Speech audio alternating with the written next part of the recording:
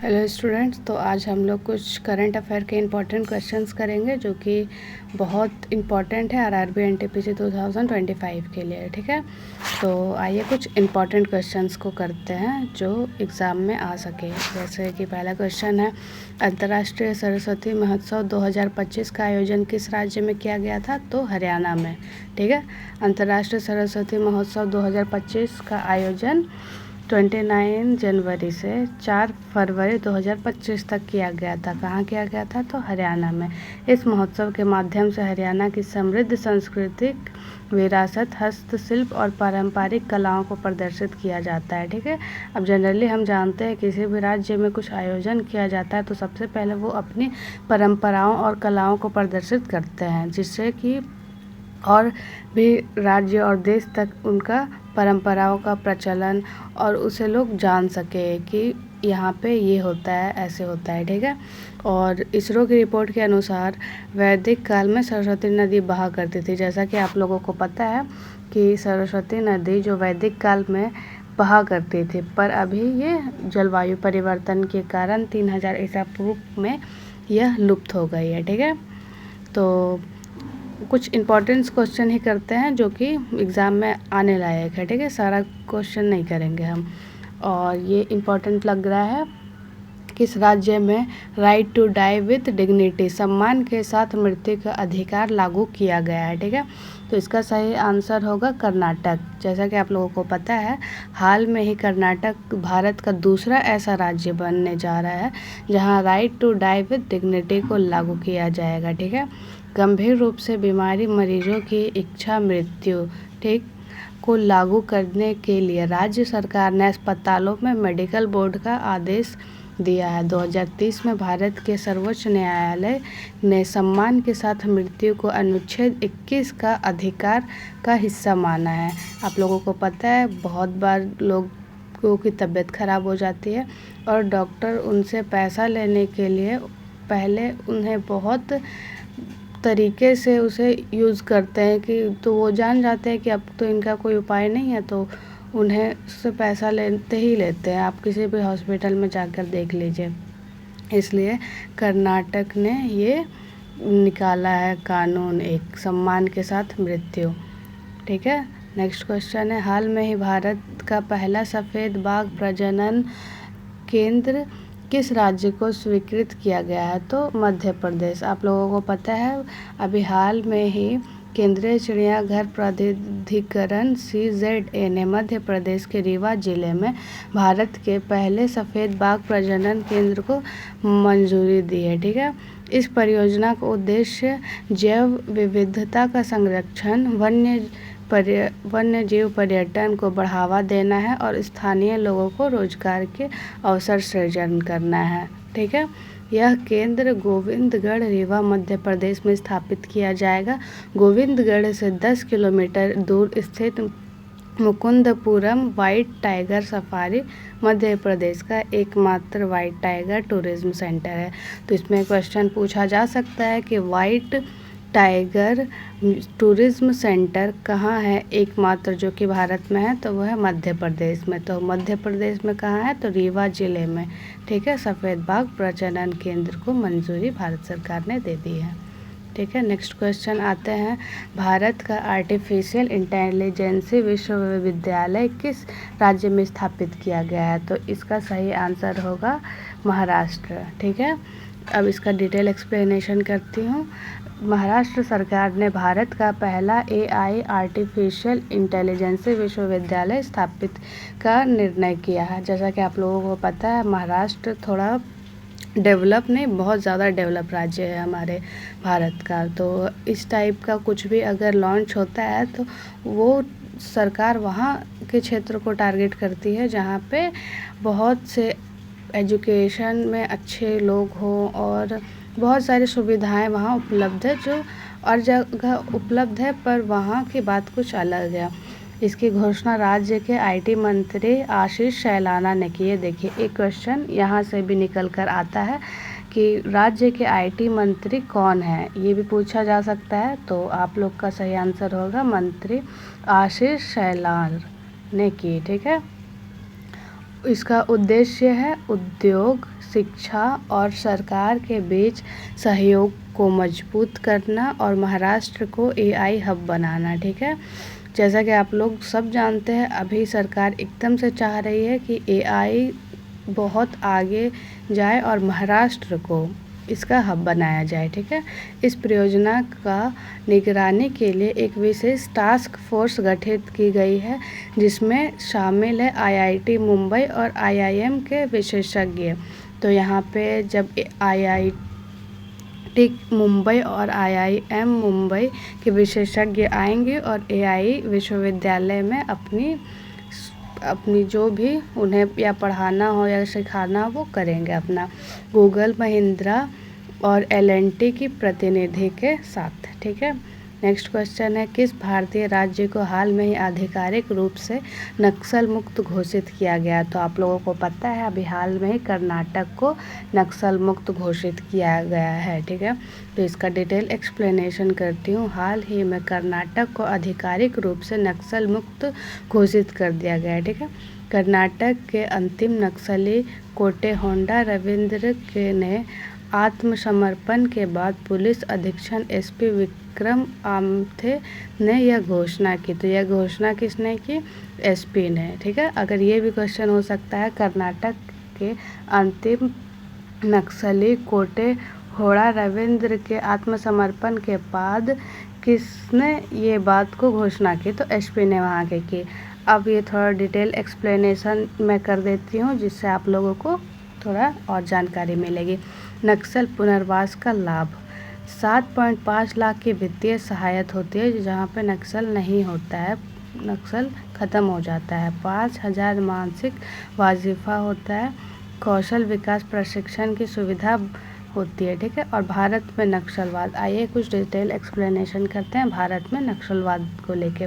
इसे माओवादी आंदोलन भी कहा जाता है और इसकी शुरुआत 1967 में पश्चिम बंगाल के नक्सलवाड़ी गांव से हुई थी। इसका उद्देश्य सामाजिक और आर्थिक असमानताओं को समाप्त करना है। ठीक है, प्रमुख नक्सल प्रभावित राज्य को हम पढ़ते हैं। अब प्रमुख नक्सलवाद राज्य कौन कौन से हैं? तो पहला नंबर पर छत्तीसगढ़, ये छत्तीसगढ़ है, झारखंड है, उड़ीसा, बिहार, महाराष्ट्र और आंध्र प्रदेश, तेलंगाना, पश्चिम बंगाल, मध्य प्रदेश, उत्तर प्रदेश और कर्नाटक पर अब ये नक्सल मुक्त हो चुकी है। ठीक है, तो केंद्र सरकार का लक्ष्य 2026 तक भारत से नक्सलवाद को समाप्त करना है। तो आपसे ये भी क्वेश्चन आ सकता है कि केंद्र सरकार का लक्ष्य किस वर्ष तक है भारत को नक्सलवाद को समाप्त करना? तो वहाँ उस सही उत्तर होगा 2026। ठीक है,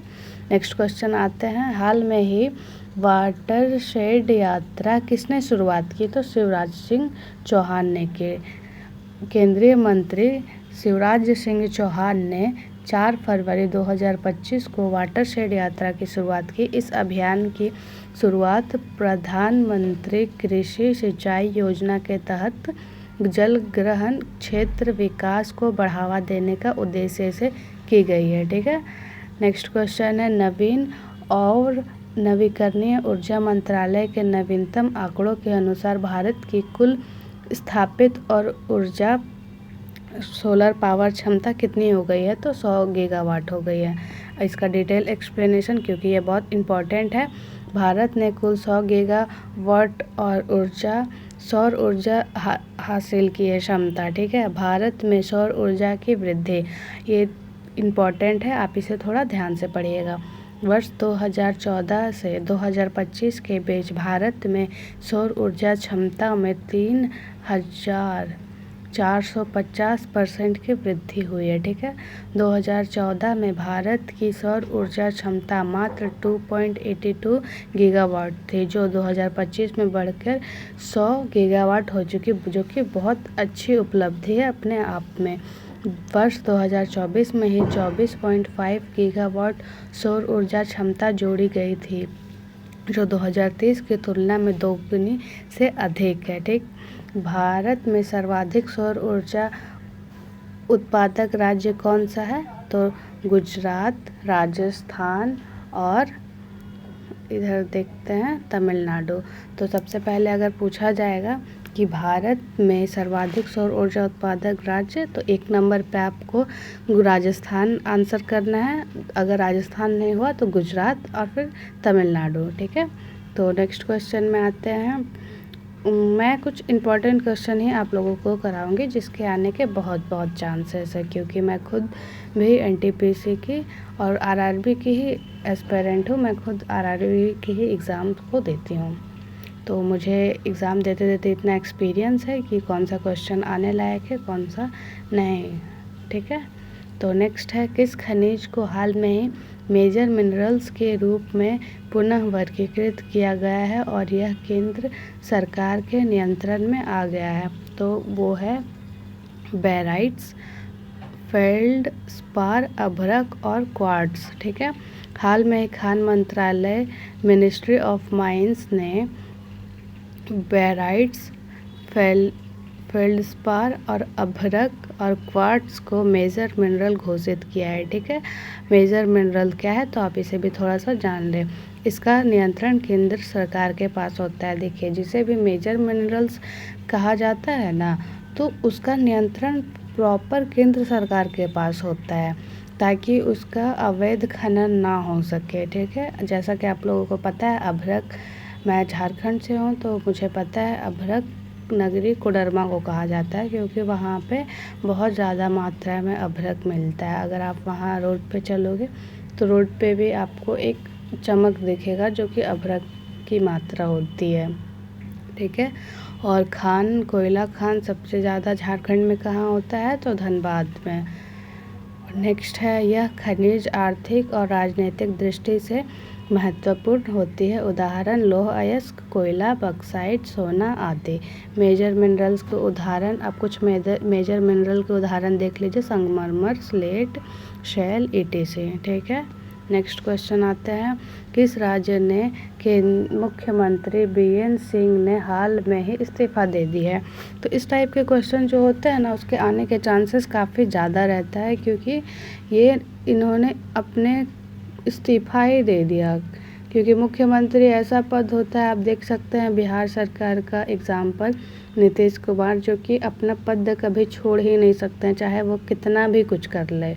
मतलब उन्हें चाहे अपना पार्टी बदलना क्यों ना पड़ जाए, पर वो अपना पद छोड़ते ही नहीं हैं। और ये है कि खुद ब खुद अपना पद से इस्तीफा दे दिए। तो वो कहाँ के थे तो मणिपुर। अब कारण जान लेते हैं कि आखिर इन्होंने ऐसा क्यों किया। तो मणिपुर के मुख्यमंत्री बीरेन सिंह ने 9 फरवरी 2025 को अपने पद से इस्तीफा दे दिया। उन्होंने अपना इस्तीफा इम्फाल में राज्यपाल अजय कुमार भल्ला को राजभवन में सौंपा। ठीक है, इस्तीफा देने का प्रमुख कारण को जान लेते हैं। मई 2023 से मणिपुर में मैतेई और कुकी समुदाय के बीच जातीय हिंसा हुई थी। ठीक है, तो इसका मेन कारण था यहाँ पे 2 समुदायों के बीच मतभेद, हिंसा हो गई थी। मुख्यमंत्री इस हिंसा को नियंत्रण करने में असफल रहे। कांग्रेस पार्टी ने उनके खिलाफ अविश्वास प्रस्ताव लाने की तैयारी कर रही थी। ठीक है, तो उसके बाद उन्होंने अपने पद से इस्तीफा दे दिया। नेक्स्ट क्वेश्चन है, हाल में ही भारत का 58 टाइगर रिजर्व किस राष्ट्रीय उद्यान को घोषित किया गया? तो माधव राष्ट्रीय उद्यान। ये बहुत इम्पोर्टेंट क्वेश्चन है, इसको आप लोग ध्यान से पढ़िएगा। मध्य प्रदेश के माधवी राष्ट्रीय उद्यान को हाल में ही भारत का 58 टाइगर रिजर्व घोषित किया गया। ठीक है, इसकी घोषणा केंद्रीय पर्यावरण मंत्री भूपेंद्र यादव ने की। ये भी आपका क्वेश्चन आ सकता है कि केंद्रीय पर्यावरण मंत्री कौन है, तो भूपेंद्र यादव। ठीक है, मध्य प्रदेश में कुल 9 टाइगर रिजर्व हो गए हैं। ये सब मिलाकर ना अब मध्य प्रदेश में कुल 9 टाइगर रिजर्व हो चुके हैं। और कौन कौन है? शिवपुरी जिला, ग्वालियर, चंबल क्षेत्र, महाराष्ट्र, मध्य प्रदेश की मैं बात कर रही हूँ, जिसका कुल क्षेत्रफल 1751 वर्ग किलोमीटर है। वर्तमान में यह बाघ 2 शावक सहित है। यहाँ पे बाघ 5 है, 2 शावक सहित है। ठीक है, 2023 में यहाँ बाघ पुनः स्थापना परियोजना के तहत 3 बाघ 2 मादा सहित लाए गए थे 2023 में। भविष्य में 2 और बाग लाने की योजना है। तो आप इसको इस टाइप से भी याद कर सकते हैं। 2025 में देखिए मतलब भविष्य की बात हो रहा है, तो भविष्य में माधव राष्ट्रीय उद्यान में कितने बाग लाने की योजना है, तो 2। ठीक है, इस टाइप से आ सकता है अगर डिटेल पूछने लग गया आरआरबी तो। हाल में ही किस राज्य ने अपना खुद का उपग्रह लॉन्च किया, तो ये बहुत इम्पोर्टेंट है, असम। ठीक है, हाल में ही असम ने अपना खुद का उपग्रह को लॉन्च किया है। असम सरकार ने हाल में ही अपने खुद का उपग्रह असम सेट को लॉन्च करने की घोषणा की है। इसकी घोषणा असम के वित्त मंत्री अजंता नियोग ने 2025-26 के राज्य बजट के दौरान की है। ठीक है, महत्वपूर्ण तथ्य को आपको जान लेते हैं। असम भारत का पहला राज्य होगा जो अपना खुद का उपग्रह लॉन्च करेगा। तो ये बहुत बड़ी अपने आप में उपलब्धि होती है कि आप अपना खुद का एक उपग्रह लॉन्च कर रहे हैं। ठीक है, इसे इन स्पेस ई और इसरो के सहयोग से विकसित किया गया। आपका क्वेश्चन ये भी आ सकता है एग्ज़ाम में कि असम ने जब हाल में ही अपना उपग्रह लॉन्च किया है वो किसके सहयोग से विकसित किया है, तो इन स्पेस ई और इसरो के सहयोग से। ठीक है, उपग्रह का उद्देश्य क्या है, तो सीमा सुरक्षा को मजबूत करना, कृषि क्षेत्र में सहायक करना, आपदा प्रबंधन में सुधार। ठीक है, नेक्स्ट क्वेश्चन करते हैं। हाल में खेल मंत्री महामंत्रालय ने किस महासंघ को निलंबित कर दिया गया। अब देखिए, भारत में कोई भी खेल को महासंघ को अगर निलंबित कर दिया या रद्द कर दिया तो वो एक इम्पॉर्टेंट क्वेश्चन के रूप में बन जाता है। तो उसका आंसर होगा भारतीय कुश्ती महासंघ।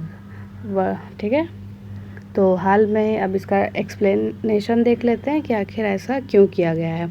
तो हाल में ही खेल मंत्रालय ने भारतीय कुश्ती महासंघ को निलंबित कर रद्द कर दिया है। 2023 में 24 दिसंबर को खेल मंत्रालय ने शासन संबंधी अनियमितताओं और प्रक्रियात्मक नियमों का पालन न करने के कारण WFI को निलंबित कर दिया गया था।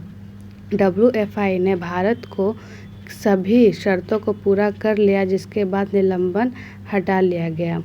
अब देखिए, WFI ने ना सरकार के सभी शर्तों को जब पूरा कर लिया तो उसका निलंबन हटा दिया गया। ठीक है, अब WFI एशियाई चैम्पियनशिप अम्मान जॉर्डन 25 मार्च 2025 के लिए ट्रायल आयोजित कर सकती है। मतलब इसका मेन पर्पस यही होता है कि अगर कोई अपना रूल फॉलो नहीं कर रहा है, ठीक है, उसमें कुछ अनियमितता देखने को मिली है तो सरकार उसे रद्द कर देती है, और जब उन्होंने अपना सारी शर्तों को मान लिया तो उसे वापस से निलंबन उस पर हटा दिया गया है। ठीक है, तो अब नेक्स्ट क्वेश्चन में आते हैं।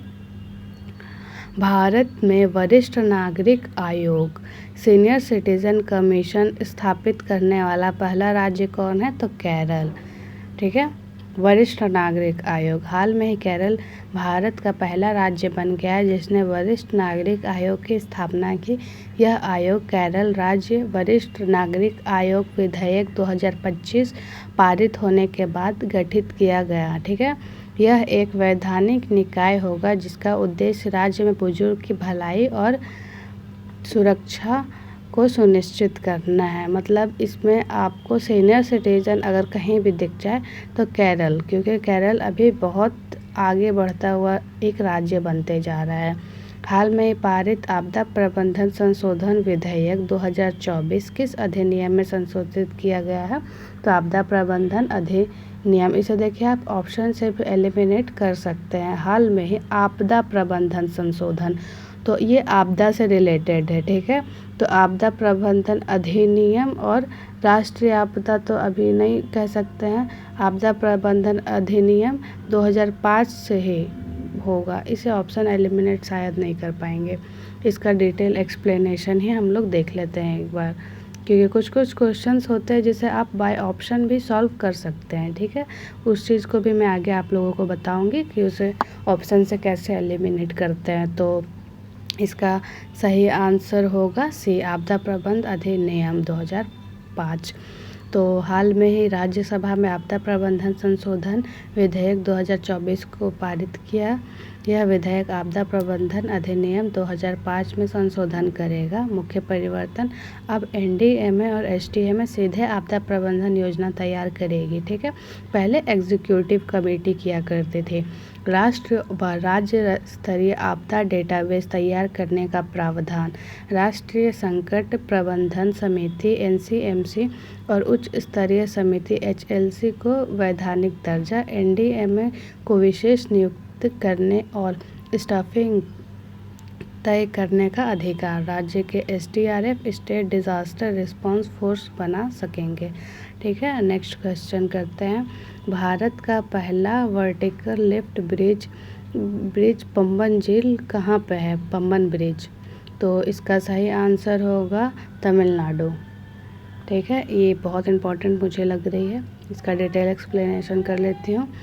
भारत का पहला vertical lift railway bridge Pamban bridge Tamil Nadu के रामेश्वरम में स्थित है। ठीक है, प्रधानमंत्री नरेंद्र मोदी 6 अप्रैल 2025 को उद्घाटन करेगा इसका। ठीक है, पम्बन ब्रिज की विशेषता क्या है? तो इसकी कुल लंबाई 2.2 किलोमीटर है। निर्माण की लागत लगी है 535 करोड़। लिफ्टिंग क्षमता है 17 मीटर तक। ठीक है, यह पुल पम्बन द्वीप के रामेश्वरम को मंडपम से जोड़ता है। अब इसे कहाँ से कहाँ तक जोड़ता है? तो रामेश्वरम से मंडपम तक जोड़ता है। ठीक है, आर से रामेश्वरम, एम से मंडपम, तो आर एम। इसे जैसे रामेश्वरम में राम आ रहा है ना, और मंडपम में भी एम आ रहा है, तो आर एम। आप इससे ऐसे भी याद कर सकते हैं, रा से रामेश्वरम, म से मंडपम, तो इसमें ही आ जा रहा है राम। तो अगर पूछा जाएगा कि पम्बन कहाँ गया, पम्बन ब्रिज कहाँ स्थित है और वो उसका कहाँ से कहाँ तक क्षेत्र है, तो रामेश्वरम से पम्बन को जोड़ता है, मम्पम को। धनुषकोडी भारत का सबसे दक्षिण बिंदु है जहाँ भूमि समुद्र से मिलती है, रामेश्वरम में। धनुषकोडी को भी आप याद रखिएगा। ठीक है, अब नेक्स्ट क्वेश्चन में आते हैं। इधर कुछ इम्पोर्टेंट देख लेते हैं। हाल में यूनेस्को द्वारा wetland city of the world सूची में भारत के किन 2 राज्यों को शामिल किया गया है? तो उदयपुर और इंदौर को। ठीक है, अब इसका कुछ इम्पोर्टेंट पॉइंट है। इंदौर मध्य प्रदेश में है और उदयपुर राजस्थान में। भारत के पहले ऐसे शहर बन गए हैं जिन्हें रैमसर कन्वेंशन के तहत वेटलैंड सिटी की मान्यता मिली है। उदयपुर की प्रमुख आर्द्र भूमियाँ, अब ये कुछ देखिए आर्द्र भूमियाँ जो प्रमुख है, तो पिछोला, फतेह सागर, रंग सागर, स्वरूप सागर, दूध तलाई। इंदौर की प्रमुख आर्द्र भूमियाँ सिरपुर झील और यशवंत सागर झील। वैश्विक सूची की स्थिति, हाल में ही 31 नए शहर को शामिल किया गया। वैश्विक सूची की स्थिति क्या है? तो हाल में 31 नए शहर शामिल हुए। कुल 74 शहर अब शामिल हो चुके हैं, जिसमें सबसे ज़्यादा चीन और फ्रांस शीर्ष पर है। ठीक है, नेक्स्ट क्वेश्चन है। गणतंत्र दिवस 2025 में राज्य केंद्र शासित प्रदेश की श्रेणी में किस राज्य की झांकी को पहला स्थान मिला है? तो उत्तर प्रदेश। आप लोग को पता है 2025 में महाकुंभ हुआ था आयोजन, जिसका थीम से वहाँ पे प्रदर्शन किया गया था, तो उसे पहला स्थान मिला है 2025 के गणतंत्र दिवस में। तो इसे डिटेल में देख लेते हैं। गणतंत्र दिवस परेड 2025 की सर्वश्रेष्ठ मार्चिंग बैंड और झांकियों की परिणामी घोषित हुई। मार्चिंग बैंड विजेता द्वारा चयनित, इनको चयन किसने किया? तो ये मार्चिंग बैंड विजेता। सेवाओं में सर्वश्रेष्ठ जम्मू कश्मीर राइफल। ठीक है, तो सेवाओं में सर्वश्रेष्ठ कौन था? तो जम्मू कश्मीर। अन्य बलों में सर्वश्रेष्ठ दिल्ली पुलिस बैंड, और राज्य और यूटी की सर्वश्रेष्ठ झांकियाँ तो सबसे पहले उत्तर प्रदेश है, जिसने में महाकुंभ 2025 से रिलेटेड उन्होंने किया था, और उसका थीम था स्वर्णिम भारत, विरासत और विकास। सेकंड में था त्रिपुरा, थर्ड में आंध्र प्रदेश। मतलब आपको 2025 का गणतंत्र दिवस का परेड कौन जीता? फर्स्ट प्राइज़ तो उत्तर प्रदेश, यूपी। ठीक है, नेक्स्ट क्वेश्चन आते हैं, इसी से रिलेटेड एक और देखते हैं। प्रयागराज में 23 जनवरी 2025 से शुरू हुए कुंभ मेले को किस वर्ष यूनेस्को ने अमृत सांस्कृतिक विरासत सूची में शामिल किया था? तो 2017 में ही उन्होंने इसे शामिल कर लिया था। तो 7 जनवरी 2017। ये देखिए, अगर आपको याद करने में थोड़ा सा प्रॉब्लम हो तो आप ये समझ जाइएगा 7 दिसंबर, और यहाँ पे भी 7 है, तो 7 दिसंबर 2017 को यूनेस्को ने कुंभ मेला को the tangible culture heritage of humanity की मान्यता दी थी। यूनेस्को ने कुंभ मेला को फेस्टिवल ऑफ होली पिक्चर्स कहा था। ठीक है, नेक्स्ट क्वेश्चन है, राष्ट्रीय हल्दी बोर्ड का मुख्यालय कहाँ स्थित है? तो निजामाबाद। ये बहुत इंपॉर्टेंट क्वेश्चन है, आप इस बार इसको डिटेल देख लीजिए। केंद्रीय वाणिज्य एवं उद्योग मंत्री पीयूष गोयल ने नई दिल्ली में राष्ट्रीय हल्दी बोर्ड का उद्घाटन किया। अब देखिए, यहाँ बच्चे फंस जाते हैं कि नई दिल्ली में राष्ट्रीय हल्दी बोर्ड का उद्घाटन किया। ठीक है, नई दिल्ली में उद्घाटन हुआ, मुख्यालय तेलंगाना के निजामाबाद में स्थापित किया गया है, पर इसका नई दिल्ली में उद्घाटन हुआ है। अगर उद्घाटन कर देगा निजामाबाद और मुंबई दे देगा तो आप उद्घाटन में नई दिल्ली दीजिएगा, निजामाबाद में इसका मुख्यालय है। ठीक है, हल्दी किसानों की आय का कल्याण का सुधार करेगा। इसका मुख्य उद्देश्य यही है कि हल्दी काफ़ी महंगा प्रोडक्ट है और ये किसानों की आय और कल्याण में सुधार करेगा। दूसरा है अनुसंधान एवं विकास को भी बढ़ावा देता है। ठीक है, भारत विश्व का 70% से अधिक हल्दी उत्पादन करता है और वैश्विक हल्दी व्यापार में 62% से अधिक योगदान देता है। ठीक है, महाराष्ट्र और तेलंगाना हल्दी उत्पादन में अग्रणी राज्य है। तो सबसे पहले अगर पूछ दिया कि हल्दी सबसे ज़्यादा कहाँ पे उत्पादन किया जाता है, तो महाराष्ट्र और तेलंगाना में। ठीक है, इसी के साथ वीडियो थोड़ा लंबा हो जाएगा, बाकी की क्वेश्चन को हम नेक्स्ट डे करेंगे। अभी के लिए इतना ही। अगर आप चैनल पर नए हैं तो सब्सक्राइब कर दीजिए। इसी के साथ वीडियो को मैं ख़त्म करती हूँ। Thank you.